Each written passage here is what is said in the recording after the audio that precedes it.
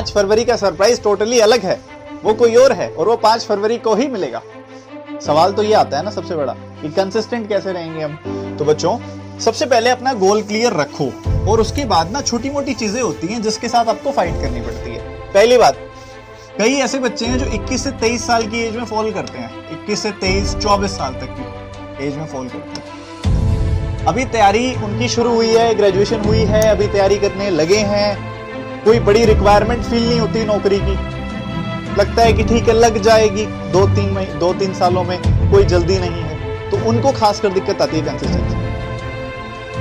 एक तो कैटेगरी वो होगी। दूसरा, एक स्पेसिफिक दिक्कत जो सभी के साथ आती है। देखो 24 साल से ऊपर जब एक बच्चा हो जाता है ना, उसको रीजन देने की जरूरत नहीं है कि नौकरी की तैयारी क्यों करनी है। चाहिए भाई, पेपर दोगे, पढ़ोगे, रोज इतने घंटे करोगे, इतने क्वेश्चन सॉल्व करोगे, इतना सब कुछ करोगे तो तुम्हारी नौकरी लग जाएगी, तुम्हें रोजगार मिल जाएगा, जो कि बहुत बड़ी जरूरत है। ठीक है, तो जब वो चीज क्लियर हो जाती है ना तो बच्चा पढ़ाई करता है, उसको रीजन क्लियर होता है तो वो रेगुलर टाइम देता है। ठीक है, पहली बात। दूसरी बात, जो बच्चा इसके कैटेगरी में फॉल करता है उसके लिए रीजन क्लियर नहीं है कि वो उसको लगता है कर लेंगे, थोड़ा टाइम लग जाए, चाहे हो जाएगी, तैयारी कर लेंगे, थोड़ा टाइम भी लग गया क्लियर करने में, कोई बड़ी बात नहीं, इसमें फॉल करते हो आप। पहली बात मैं बता दूं कि बैंक एग्जामिनेशन एक ऐसी तैयारी है जो जितनी देर हो जाएगी तैयारी करने में उतनी मुश्किल हो जाएगा आपका सिलेक्शन। इसका रीजन मैं आपको बता दूं। आप क्या करते हो, गलत मेथड। सबसे पहले डिले क्यों होती है तैयारी, जब आप गलत तरीकों से पढ़ाई करते हो।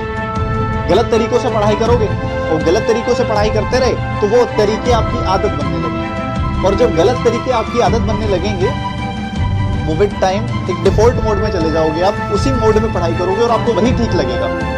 काफी सारे बच्चे आप अपने आसपास ऐसे देख पा रहे होंगे जो 4-4, 5-5 सालों से तैयारी कर रहे हैं पर उनका सिलेक्शन नहीं हुआ। उन सब में एक चीज कॉमन पता क्या है, अडेप्टेबिलिटी की प्रॉब्लम है। चेंज के साथ अडेप्ट नहीं कर पाते हो, उन्होंने अपने तरीके नहीं बदले हैं। कंसिस्टेंसी का इशू है। तैयारी करते हैं 4 महीने 5 महीने तैयारी करते हैं, फिर दिखता है कि आगे 2-3 महीने कोई एग्जामिनेशन नहीं है, जो कि अभी का सिनेरियो है। दिसंबर में एग्जामिनेशन खत्म हो गए, जनवरी जब से चढ़ा है तैयारी करनी छोड़ दी है बच्चों ने, तैयारी करनी छोड़ दी। अब क्या आ गया, ब्रेक आ गया। अब क्या होगा, ग्राफ गिर गया।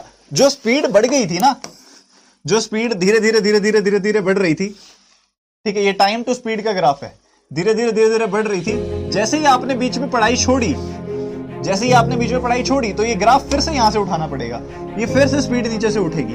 पर एक बच्चा चाहे इस पूरे के पूरे फेज के अंदर, जब नो एग्जामिनेशन है, कोई एग्जाम नहीं है, नो एग्जाम, जो ये नो एग्जाम वाली ड्यूरेशन है, इसके अंदर भी मान लो वो पढ़ता रहा तो उसकी तैयारी तो होती गई बहुत बढ़िया। बट एक नालायक ने जहां पढ़ाई करनी छोड़ दी, यहां पे अब वो शुरू करेगा तो यहां से शुरू करेगा, वो यहां से शुरू करेगा। तो जब ये नोटिफिकेशन आएगी, एक बच्चा अपनी तैयारी में अपनी स्पीड में यहां पहुंचा हुआ है, बट वहीं दूसरा बच्चा अब यहां से शुरू कर रहा है, वो भी कर रहा है तैयारी, ऐसी बात नहीं है, करेगा, बट इस पर्सन की तैयारी उससे हमेशा आगे ही रहेगी, और जो आगे रहेगा उन्हें तो टॉप 3500 बच्चे चाहिए मेरे भाई, नहीं होगा सिलेक्शन। छोड़ दो बीच में तैयारी, मैं तो मना नहीं कर रहा, फिर ये हाल होगा, ये हाल होगा। कंसिस्टेंसी का इशू आता है, बहुत ही कॉमन इशू है कंसिस्टेंसी का, पर आपको ये समझना पड़ेगा कि इस इशू का एलिमिनेशन कैसे करना है। First of all you should learn this. Reason clear होना चाहिए कि कंसिस्टेंसी, अगर हम तैयारी बीच में ब्रेक कर देंगे तो हमारा ग्राफ गिरेगा, फिर 0 से शुरू करना पड़ेगा, तो कभी आप निकल ही नहीं सकते आप। दूसरा, विल पावर का इशू, प्रोक्रेस्टिनेशन, ये सब चीजें, तो आपको समझना पड़ेगा कि कुछ दिन तक आपको पुश करके अपने आप को लगाना पड़ेगा। ठीक है, आप पढ़ रहे हो, तैयारी कर रहे हो, बीच में मन किया कि फोन चला लेता हूँ, इंस्टाग्राम चला लेता हूँ, फेसबुक चला लेता हूँ, कुछ फलानी पिक्चर लाइक कर देता हूँ, फलानी कॉमेडियन की वीडियो देख लेता हूँ, अच्छा है, मन करता है, बट आपको ये समझना है कि वो जो मन करेगा ना, उसकी वजह से आपका टाइम जाए। मन करेगा, वीडियो चलाई, वीडियो खत्म हुई, सजेशन में दूसरी वीडियो आई, दूसरी चलाई, दूसरी खत्म हुई, तीसरी आई, और ऐसे करते करते जो टाइम किल हो जाएगा ना, वो टाइम की वैल्यू आपको समझना। तो सबसे पहले ये डिस्ट्रैक्शंस को दूर करो, समझो कि आपके लिए क्या जरूरी है, क्या नहीं। ठीक है, तो कुछ दिन तक खुद को पुश करना पड़ेगा, 1 दिन 4 दिन, 1 दिन 2 दिन 4 दिन, 1 हफ्ता 10 दिन 15 दिन 20 दिन।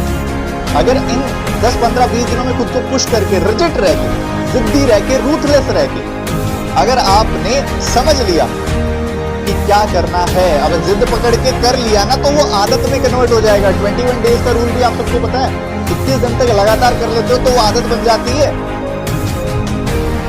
तो वो चीज है कि कुछ दिन तक जब आप पुश करते रहते हो, खुद को धक्का लगाते रहते हो, खुद को आगे बढ़ाते रहते हो, तो वो आपकी आदत बन जाती है, वो आपको उस मोड में शिफ्ट हो जाता है और वही आपका डिफॉल्ट मोड बन जाता है और फिर ऑटोमेटिकली कंसिस्टेंसी अचीव हो जाती है। तो दो चीजें हैं जो मैंने आपको बताई हैं। पहली चीज लर्निंग कि कंसिस्टेंसी फॉल कैसे होती है, क्यों नहीं छोड़ना बीच में पढ़ना, और बाद में अगर मन करता है, प्रोक्रेस्टिनेशन होती है, खुद का ध्यान इधर उधर जाता है, तो कैसे वापस लेके आना है। फॉरएवर के लिए नहीं जिद करनी, फॉरएवर के लिए रूथलेस रहा भी नहीं जा सकता, बट एक स्पेसिफिक 15 से 20 दिन खुद को धक्का तो लगा सकते हो ना, खुद को रोक तो सकते हो ना।